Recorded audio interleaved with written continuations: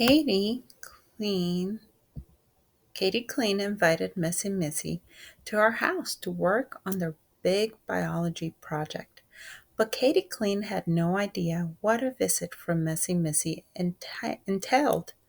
First of all, it was rainy and Missy neither bothered to take her boots off nor thoroughly wipe them on the doormat.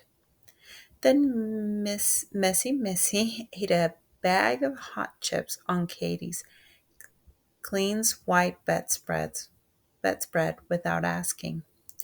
And Missy is a sloppy eater. So hot chip powder got all over the bedspread. Katie Clean tried to be polite and ignore Missy's sloppy behavior. But then Missy threw her chip wrapper on the floor. Offended, Katie Clean pretended that she was sick and asked Missy to leave.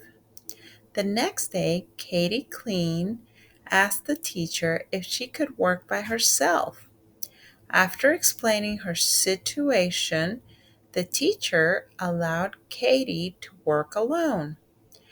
Missy would have finished the assignment by herself, but she spilled grape soda all over her assignment. What is the theme? How do you know? Be sure to give text evidence.